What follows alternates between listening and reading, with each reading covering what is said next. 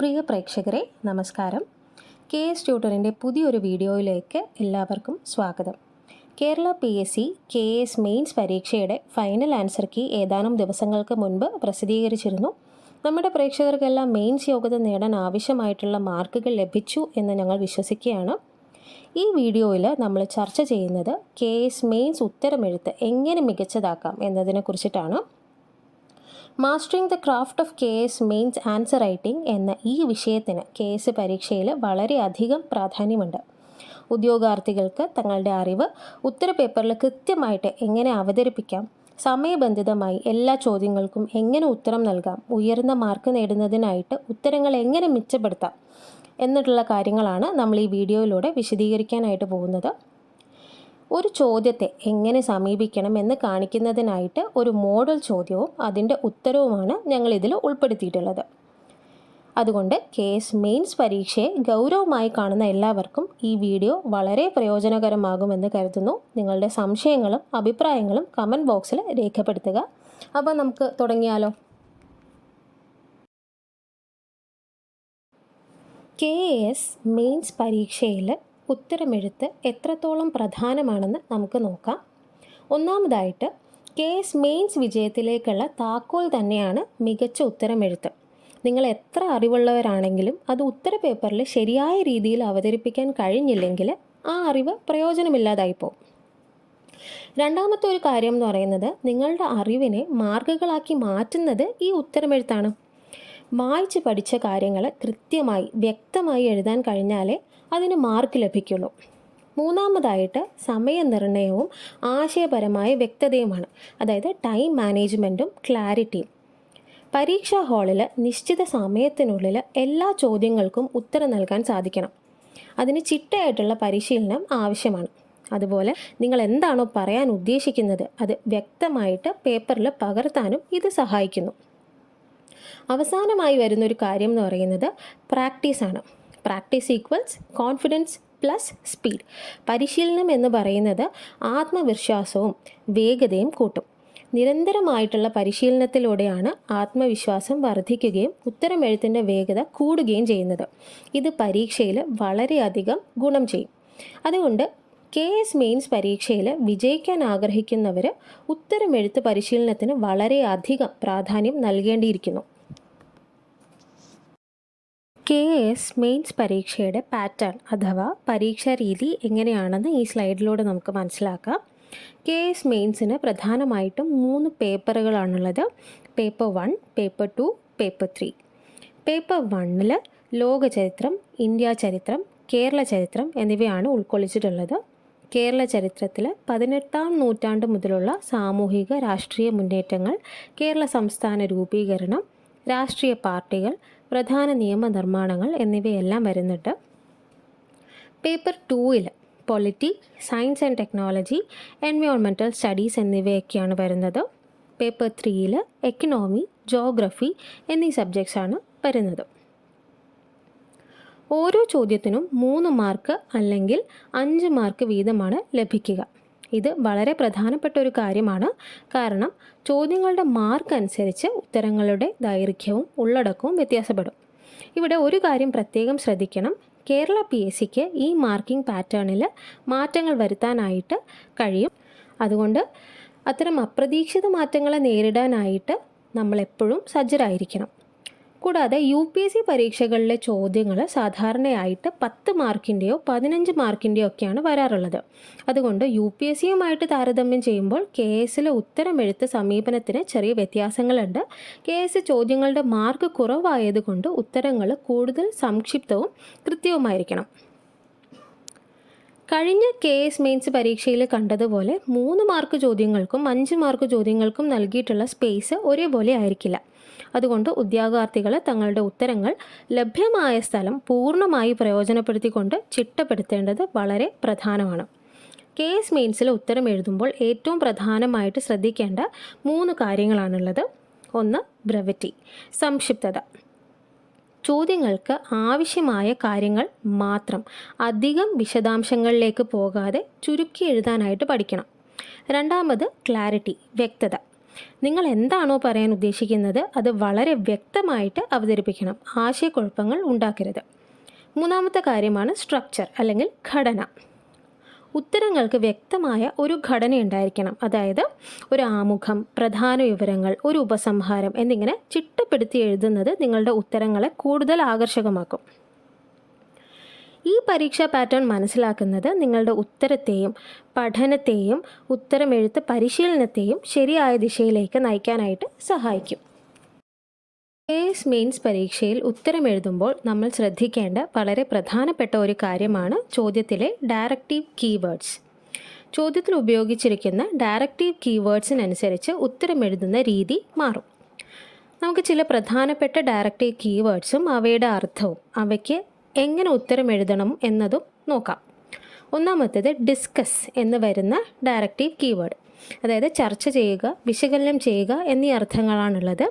ഒരു വിഷയത്തെക്കുറിച്ച് സമഗ്രമായ കാഴ്ചപ്പാട് അവതരിപ്പിക്കുക എന്നുള്ളതാണ് ഇതുകൊണ്ട് അർത്ഥമാക്കുന്നത്. ഇതിൽ ഉത്തരം എഴുതുമ്പോൾ വിഷയത്തിലേക്ക് ഒരു ആമുഖം നൽകണം. മൾട്ടിപ്പിൾ പേഴ്സ്പെക്റ്റീവ്സിൽ നിന്ന് വിഷയത്തെ ചർച്ച ചെയ്യണം. അതിനുശേഷം ബാലൻസ്ഡ് ഒരു കൺക്ലൂഷനിലേക്ക് എത്തിച്ചേരുകയും വേണം. രണ്ടാമത്തെ ഒരു കീവേഡാണ് എക്സ്പ്ലെയിൻ എന്നുള്ളത്. എക്സ്പ്ലെയിൻ എന്ന് പറഞ്ഞാൽ വിശദീകരിക്കുക. ഒരു ആശയം അല്ലെങ്കിൽ പ്രക്രിയ അല്ലെങ്കിൽ സിദ്ധാന്തം എന്നിവയെക്കുറിച്ച് വളരെ ലളിതവും യുക്തിസഹവുമായിട്ടുള്ള വാക്കുകളിൽ വ്യക്തത വരുത്തി ഉത്തരം എഴുതുകയാണ് ഇതിലൂടെ ഉദ്ദേശിക്കുന്നത്. ഇങ്ങനെ വരുന്ന ഒരു ചോദ്യത്തിന് നമ്മൾ ഉത്തരം എഴുതുമ്പോൾ ആദ്യം ആ വിഷയത്തിനെ നിർവചിക്കുക അല്ലെങ്കിൽ ഡിഫൈൻ ചെയ്യുക. അതിൻ്റെ പ്രവർത്തന രീതി അല്ലെങ്കിൽ ഘട്ടം ഘട്ടമായിട്ടുള്ള പ്രവാഹം വിശദീകരിക്കുക. ഉദാഹരണങ്ങൾ നൽകുന്നത് ഏറെ നന്നായിരിക്കും. അവസാനം ഒരു റാപ്പപ്പ് സെൻറ്റൻസോടുകൂടെ ഉത്തരം അവസാനിപ്പിക്കുക. മറ്റൊരു കീവേഡാണ് ക്രിട്ടിക്കലി അനലൈസ് എന്ന് പറയുന്നത്. അതായത് വിമർശനാത്മകമായി വിശകലനം ചെയ്യുക എന്നുള്ളത്. ഒരു വിഷയത്തിൻ്റെ ഗുണദോഷങ്ങൾ പരിശോധിച്ച് ഒരു ജഡ്ജ്മെൻറ്റ് രൂപീകരിക്കുക എന്നുള്ളതാണ് ക്രിട്ടിക്കലി അനലൈസ് എന്നതുകൊണ്ട് ഉദ്ദേശിക്കുന്നത്. ഇതിലേക്ക് ഉത്തരം എഴുതുമ്പോൾ ഒരു ചെറിയ ആമുഖം നൽകി അതിനുശേഷം വിഷയത്തിൻ്റെ ഗുണങ്ങളും ദോഷങ്ങളും വിശദമായി വിശകലനം ചെയ്ത് അവസാനം ഒരു ഫൈനൽ ബാലൻസ്ഡ് ഇവാലുവേഷനിൽ എത്തിച്ചേരണം. ഇവ കുറച്ച് ഉദാഹരണങ്ങൾ മാത്രമാണ്. ഇനിയും കുറച്ച് ഡയറക്റ്റീവ് കീവേഡ്സ് കൂടെയുണ്ട്. അവയെ നമുക്ക് ഇനിയുള്ള ദിവസങ്ങളിൽ പരിചയപ്പെടാം. ഈ ഡയറക്റ്റീവ് കീവേഡ്സുകൾ മനസ്സിലാക്കി ഉത്തരം എഴുതാൻ പരിശീലിക്കുന്നത് KS മെയിൻസ് പരീക്ഷയിൽ മികച്ച മാർക്ക് നേടാനായിട്ട് നിങ്ങളെ സഹായിക്കും. KS മെയിൻസ് പരീക്ഷയിൽ സമയബന്ധിതമായി ഉത്തരം എഴുതുന്നത് എത്ര പ്രധാനമാണെന്ന് നമുക്കറിയാം. ഈ സ്ലൈഡിൽ നമ്മൾ 3 മാർക്ക് ചോദ്യങ്ങൾക്കായിട്ടുള്ള സ്ട്രാറ്റജിയാണ് ചർച്ച ചെയ്യാൻ പോകുന്നത്. ഒരു 3 മാർക്ക് ചോദ്യത്തിന് ഉത്തരം എഴുതാൻ നമുക്ക് ശരാശരി 3.5 മിനിറ്റാണ് ലഭിക്കുന്നത്. ഈ സമയം എങ്ങനെ ഫലപ്രദമായി വിനിയോഗിക്കാമെന്ന് നമുക്ക് നോക്കാം. ആദ്യം ചോദ്യം വായിക്കലാണ്. അത് 15 മുതൽ 20 സെക്കൻഡ് വരെ എടുത്ത് ചോദ്യം വായിച്ച് ചോദ്യം വേഗത്തിൽ എന്താണ് എന്ന് മനസ്സിലാക്കുക. പിന്നീടൊരു 30-45 സെക്കൻഡ് അതിനെപ്പറ്റി ആലോചിക്കാനുള്ളതാണ്. ഉത്തരം എങ്ങനെ ഘടനാപരമായ രീതിയിൽ എഴുതണം, പ്രധാന പോയിന്റുകൾ എന്തെല്ലാമാണ് എന്നതിനെക്കുറിച്ച് വേഗത്തിലൊരു രൂപരേഖ മനസ്സിൽ ഉണ്ടാക്കിയെടുക്കണം. പിന്നീടുള്ള 2.5 മുതൽ 3 മിനിറ്റ് വരെ ഉത്തരം എഴുതാനാണ്. ഈ സമയം ഉത്തരം പേപ്പറിലേക്ക് പകർത്താനായിട്ട് ഉപയോഗിക്കുക. ഇനി 3 മാർക്ക് ചോദ്യങ്ങൾക്ക് ഉത്തരം എഴുതുമ്പോൾ ശ്രദ്ധിക്കേണ്ട ചില പ്രധാനപ്പെട്ട കാര്യങ്ങളുണ്ട്. ഒന്നാമത്തേത് അതിൽ ഈ ചോദ്യത്തിൽ നൽകിയിരിക്കുന്ന കീവേഡ്സും ഡയറക്റ്റീവും എന്താണെന്ന് മനസ്സിലാക്കുക. അതായത് ചോദ്യത്തിൽ ഡിസ്കസ്, എക്സ്പ്ലെയിൻ, അനലൈസ് തുടങ്ങിയിട്ടുള്ള കീവേഡ്സൊക്കെ കൃത്യമായി മനസ്സിലാക്കി അത് ഉത്തരത്തിൻ്റെ ഘടന നിർണ്ണയിക്കാനായിട്ട് നമ്മളെ സഹായിക്കുന്ന ഒരു ഫാക്ടറാണ്. അപ്പം അത് മനസ്സിലാക്കിയിട്ട് വേണം ചോദ്യത്തിലേക്കും ഉത്തരത്തിലേക്കും കടക്കാനായിട്ട്. രണ്ടാമത്തേത് വേഗത്തിൽ ഒരു മാനസിക രൂപരേഖ ഉണ്ടാക്കണം. അതായത് ഒരു ക്വിക്ക് മെൻ്റൽ ഔട്ട്ലൈൻ നമ്മൾ ഉണ്ടാക്കിയെടുത്ത് ഉത്തരം എഴുതുന്നതിന് മുൻപ് ഏത് ക്രമത്തിൽ കാര്യങ്ങൾ അവതരിപ്പിക്കണം, ഏതൊക്കെ പോയിന്റുകളാണ് ഉൾപ്പെടുത്തേണ്ടത് എന്നതിനെക്കുറിച്ച് മനസ്സിലൊരു രൂപരേഖ ഉണ്ടാക്കി വെക്കണം. ഇത് സമയം ലാഭിക്കാനായിട്ട് നമ്മളെ സഹായിക്കും. ഇനി വ്യക്തതയ്ക്കായിട്ട് ബുള്ളറ്റ് പോയിന്റുകൾ ഉപയോഗിക്കാം. അതായത് 3 മാർക്ക് ചോദ്യങ്ങൾക്ക് സാധാരണയായിട്ട് ചെറിയ ഉത്തരങ്ങളാണ് ആവശ്യം. ആശയങ്ങൾ വ്യക്തവും സംക്ഷിപ്തവുമായി അവതരിപ്പിക്കാനായിട്ട് ബുള്ളറ്റ് പോയിന്റുകൾ ഉപയോഗിക്കുന്നത് വളരെ പ്രയോജനകരമാണ്. ഇത് മൂല്യനിർണ്ണയം നടത്തുന്നവർക്ക് വേഗത്തിൽ കാര്യങ്ങൾ മനസ്സിലാക്കാനായിട്ട് സഹായിക്കും. ഇനി ഫോക്കസ് ഓൺ റെലവൻസ്. ചോദിച്ച കാര്യത്തിന് മാത്രം പ്രാധാന്യം നൽകി അനാവശ്യ വിവരങ്ങളൊക്കെ ഒഴിവാക്കി ഉത്തരത്തിൻ്റെ പ്രസക്തിയാണ് മാർക്ക് നേടുന്നതിനുള്ള നിർണായക പങ്ക് വഹിക്കുന്നത് എന്നുള്ള കാര്യം മനസ്സിലാക്കി ഉത്തരം എഴുതുക. ഈ സമയതന്ത്രങ്ങളും നിർദ്ദേശങ്ങളും പാലിച്ചു കഴിഞ്ഞാൽ 3 മാർക്ക് ചോദ്യങ്ങളിൽ നിങ്ങൾക്ക് മികച്ച പ്രകടനം കാഴ്ചവെക്കാനും ഉയർന്ന മാർക്ക് നേടാനും സാധിക്കും. അടുത്തതായി KS മെയിൻസ് പരീക്ഷയിൽ 5 മാർക്ക് ചോദ്യങ്ങളെ എങ്ങനെ സമയബന്ധിതമായി കൈകാര്യം ചെയ്യാമെന്നാണ് നമ്മൾ ചർച്ച ചെയ്യാൻ പോകുന്നത്. ഒരു 5 മാർക്ക് ചോദ്യത്തിന് ഉത്തരം എഴുതാൻ ശരാശരി 6 മിനിറ്റാണ് നിങ്ങൾക്ക് ലഭിക്കുന്നത്. ഈ സമയം എങ്ങനെയാണ് ഫലപ്രദമായി വിനിയോഗം ചെയ്യേണ്ടതെന്ന് വെച്ചാൽ, ആദ്യത്തെ 20 മുതൽ 30 സെക്കൻഡ് വരെ ചോദ്യം വായിക്കാനായിട്ട് എടുക്കുക. ചോദ്യം വ്യക്തമായി വായിച്ച് അതിൻ്റെ ഉള്ളടക്കം മനസ്സിലാക്കാനായിട്ട് ഈ സമയം ഉപയോഗിക്കുക. അടുത്ത 1 മുതൽ 1.5 മിനിറ്റ് വരെ ആലോചിക്കാനായിട്ടാണ് എടുക്കേണ്ടത്. ഉത്തരത്തിലേക്കുള്ള പ്രധാന പോയിന്റുകൾ, ഘടന, അവതരണ രീതി എന്നിവയെക്കുറിച്ചൊക്കെ ആലോചിച്ച് ഒരു രൂപരേഖ മനസ്സിൽ തയ്യാറാക്കുക. അടുത്ത 4 മുതൽ 4.5 മിനിറ്റ് വരെയാണ് ഉത്തരം എഴുതാനായിട്ട് എടുക്കേണ്ടത്. ഈ സമയം ഉത്തരം പൂർണ്ണമായി എഴുതാനായി വിനിയോഗിക്കുക. ഇനി 5 മാർക്ക് ചോദ്യങ്ങൾക്ക് ഉത്തരം എഴുതുമ്പോൾ ശ്രദ്ധിക്കേണ്ട ചില പ്രധാന കാര്യങ്ങൾ എന്തൊക്കെയാണെന്നുള്ളത് നോക്കാം. 5 മാർക്ക് ചോദ്യങ്ങൾക്ക് വ്യക്തമായ ഒരു ആമുഖം, പ്രധാന വിവരങ്ങൾ ഉൾക്കൊള്ളുന്ന ബോഡി, ഒരു ഉപസംഹാരം എന്നിങ്ങനെ 3 ഭാഗങ്ങളായി തിരിക്കുന്ന ഘടനയും അതിൽ ഉത്തരത്തിന് വ്യക്തതയും നൽകണം. ആദ്യം ബോഡിയിൽ ശ്രദ്ധ കേന്ദ്രീകരിക്കുക. അതായത് പലപ്പോഴും ഉത്തരത്തിൻ്റെ പ്രധാന ഭാഗമായ ബോഡിയാണ് ഏറ്റവും കൂടുതൽ മാർക്ക് നിർണ്ണയിക്കുന്നത്. അതുകൊണ്ട് സമയത്തിൻ്റെ ഭൂരിഭാഗവും കൃത്യമായ വിവരങ്ങൾ ഉൾപ്പെടുത്തി ബോഡി നന്നായി എഴുതാനായി വിനിയോഗിക്കുക. അതിനുശേഷം ആമുഖവും ഉപസംഹാരവും നൽകാവുന്നതാണ്. ചില ചോദ്യങ്ങളിൽ ഡയഗ്രാംസും മാപ്സും ഒക്കെ ചേർക്കുന്നത് നിങ്ങളുടെ ഉത്തരത്തിന് കൂടുതൽ വ്യക്തതയും ആധികാരികതയും നൽകും. ഇത് വളരെ കുറഞ്ഞ വാക്കുകളിൽ കൂടുതൽ വിവരങ്ങൾ നൽകാനായിട്ടും സഹായിക്കും. ഇത്തരം ചിത്രീകരണങ്ങൾ നിങ്ങളുടെ ഉത്തരത്തെ ആകർഷകമാക്കാനും കൂടുതൽ മാർക്ക് നേടാൻ സഹായിക്കുകയും ചെയ്യും. ഈ സമയതന്ത്രങ്ങളും നിർദ്ദേശങ്ങളും പാലിച്ചാൽ 5 മാർക്ക് ചോദ്യങ്ങളിൽ നിങ്ങൾക്ക് മികച്ച പ്രകടനം കാഴ്ചവെക്കാനും ഉയർന്ന മാർക്ക് നേടാനും സാധിക്കും. കൂടുതൽ സഹായത്തിനായി ഞങ്ങളുടെ നിലവിലുള്ള ടെസ്റ്റ് സീരീസ് പ്രോഗ്രാമിൽ ആമുഖം, ബോഡി, ഉപസംഹാരം എന്നിവയ്ക്കുള്ള ടൈം പ്ലേറ്റുകളെക്കുറിച്ച് KS ട്യൂട്ടർ വിശദമായി ചർച്ച ചെയ്യുന്നതാണ്. ഉദാഹരണത്തിന് ആധുനിക ഇന്ത്യൻ ചരിത്രത്തിലെ ചോദ്യങ്ങൾക്ക് ആമുഖം ഒരു കോട്ട് ബേസ്ഡ് ആയിട്ടോ കറണ്ട് അഫെയർ ബേസ്ഡ് ആയിട്ടോ റീസൺ ബേസ്ഡ് ആയിട്ടോ ക്രോണോളജി അല്ലെങ്കിൽ ഒരു ടൈം ലൈൻ ബേസ്ഡ് ആയിട്ടോ സിഗ്നിഫിക്കൻറ്റ് ബേസ്ഡ് ആയിട്ടോ അല്ലെങ്കിൽ ഒരു ഇമ്പോർട്ടൻറ്റ് ലീഡറിനെ അല്ലെങ്കിൽ ഒരു ഇവൻറ്റിനെ ബേസ്ഡ് ആയിട്ടോ ഒക്കെ തുടങ്ങാം. അതുപോലെ കൺക്ലൂഷനായിട്ട് ഉദ്ധരണികളും സ്വാതന്ത്ര്യാനന്തര ഇന്ത്യയുമായുള്ള ബന്ധം, നാം അവരെ എങ്ങനെ ഓർക്കുന്നു, സംഭവങ്ങളുടെ തുടർച്ച, അനന്തരഫലങ്ങൾ തുടങ്ങിയ തീമുകൾ ഉപയോഗിക്കാവുന്നതാണ്. ഇതിൻ്റെ ബേസിൽ നമുക്കൊരു മോഡൽ ക്വസ്റ്റ്യനും ആ ഒരു ചോദ്യത്തിനെ എങ്ങനെ സമീപിക്കണം എന്ന് കാണിക്കുന്നതിനായിട്ട് ഒരു മോഡൽ ആൻസറും ഞങ്ങളിവിടെ അവതരിപ്പിക്കുകയാണ്. ഇത് കേരള ചരിത്രത്തിൽ നിന്നുള്ള ഒരു 5 മാർക്ക് ചോദ്യമാണ്. ചോദ്യം ഇതാണ്: മഹാത്മാഗാന്ധിയുടെ കേരള സന്ദർശനങ്ങളുടെ പ്രാധാന്യം ശ്രീനാരായണ ഗുരുവുമായുള്ള അദ്ദേഹത്തിൻ്റെ കൂടിക്കാഴ്ചയ്ക്ക് ഊന്നൽ നൽകിക്കൊണ്ട് വിവരിക്കുക. Enumerate the significance of Mahatma Gandhi's visit to Kerala with a specific focus on his meeting with Sri Narayana Guru. ഈ ചോദ്യം നമ്മൾ നേരത്തെ കണ്ട KS സിലബസിലെ കേരള ചരിത്രം 18-ാം നൂറ്റാണ്ട് മുതൽ എന്ന ഭാഗത്ത് നിന്നുള്ളതാണ്. ഈ ചോദ്യത്തിന് എങ്ങനെ ഒരു മാതൃകാപരമായിട്ടുള്ള ഉത്തരം നൽകാം എന്ന് നമുക്ക് നോക്കാം. നേരത്തെ നമ്മൾ ഡിസ്കസ് ചെയ്ത പോലെ ഒരു ചോദ്യം ലഭിച്ചാൽ ആദ്യം ചെയ്യേണ്ടത് പെട്ടെന്ന് എഴുതി തുടങ്ങുന്നതിന് പകരം മനസ്സിൽ ഒരു ഉത്തരത്തിൻ്റെ രൂപരേഖ ഉണ്ടാക്കുക എന്നുള്ളതാണ്. ഇതൊരു 5 മാർക്ക് ചോദ്യം ആയതുകൊണ്ട് തന്നെ നമ്മൾ മുമ്പ് ചെയ്ത പോലെ 1 മുതൽ 1.5 മിനിറ്റ് വരെ ചിന്തിക്കാൻ സമയം കണ്ടെത്തി ഈ ചോദ്യത്തിൽ 2 പ്രധാന ഭാഗങ്ങളാണുള്ളത് എന്ന് മനസ്സിലാക്കിയെടുക്കണം. അതായത് ഒന്ന് ഗാന്ധിജിയുടെ കേരള സന്ദർശനങ്ങളും രണ്ടാമത്തേതായിട്ട് ഇതിൽ വന്നിരിക്കുന്ന ഒരു മേജർ ഫാക്ടർ അല്ലെങ്കിൽ ക്വസ്റ്റ്യൻ എന്ന് പറയുന്നത് ശ്രീനാരായണ ഗുരുവുമായിട്ടുള്ള അദ്ദേഹത്തിൻ്റെ കൂടിക്കാഴ്ചയുമാണ്. അതുകൊണ്ട് ഉത്തരത്തിൻ്റെ പ്രധാന ഭാഗത്ത് അല്ലെങ്കിൽ ബോഡിയിലെ ഈ 2 ഭാഗങ്ങളെയും വെവ്വേറെയായി വിശകലനം ചെയ്യണം. ഓരോ ഭാഗത്തും ഉൾപ്പെടുത്തേണ്ട പ്രധാന പോയിന്റുകൾ മനസ്സിലാദ്യം രൂപീകരിക്കുക. അവസാനമായി ചോദ്യത്തിന് അനുയോജ്യമായിട്ടുള്ള ഒരു ആമുഖവും ഉപസംഹാരവും മനസ്സിൽ തയ്യാറാക്കുക. ഇങ്ങനെ വേണം നമ്മൾ ഈ ചോദ്യത്തിനെ സമീപിക്കാനായിട്ട്. ഇനി നമുക്ക് ഈ ഒരു ഉത്തരം എഴുതി നോക്കിയാലോ. ഈ ചോദ്യത്തിനുള്ള ഒരു ആമുഖം എങ്ങനെ നൽകാം? നിങ്ങളൊന്ന് ചിന്തിച്ച് ഒരു ആമുഖം നിങ്ങളുടെ മനസ്സിൽ വരുന്നുണ്ടെങ്കിൽ നിങ്ങൾ കമൻറ്റ് ചെയ്യുക. അപ്പോൾ നമ്മൾ ഇപ്പോൾ ഇവിടെ ചോദ്യം ഡിസ്കസ് ചെയ്യുമ്പോൾ നമ്മളിപ്പോൾ ഒരു ആമുഖം കൊടുക്കുന്നത് എങ്ങനെയാണെന്ന് വെച്ചിട്ടുണ്ടെങ്കിൽ, മഹാത്മാഗാന്ധി 5 തവണ കേരളം സന്ദർശിച്ചിട്ടുണ്ട്. 1920, 1925, 1927, 1934, 1937. ഈ സന്ദർഭങ്ങൾ കേരളത്തിലെ സാമൂഹിക പരിഷ്കരണ പ്രസ്ഥാനങ്ങൾക്കും ജാതി വിരുദ്ധ പ്രസ്ഥാനങ്ങൾക്കും ദേശീയവാദ സമരങ്ങൾക്കും ഉത്തേജകം നൽകിയ ഉൾപ്രേരണാ സംഭവങ്ങളായി വർത്തിച്ചു. Mahatma Gandhi visited Kerala 5 times: 1920, 25, 27, 34 and 37.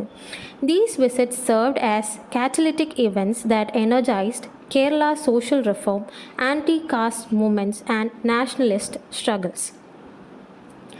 ഇങ്ങനെ ഒരു ഇൻട്രോ നൽകുന്ന വഴി ചോദ്യം ആവശ്യപ്പെടുന്ന വിഷയത്തിലേക്ക് നേരിട്ട് കടക്കുകയും പരീക്ഷകൻ്റെ മനസ്സിൽ ഉദ്യോഗാർത്ഥിക്ക് ചോദ്യത്തെക്കുറിച്ച് വ്യക്തമായിട്ടുള്ളൊരു ധാരണയുണ്ടെന്ന് ബോധ്യപ്പെടുത്താൻ നമുക്ക് കഴിയുകയും ചെയ്യും.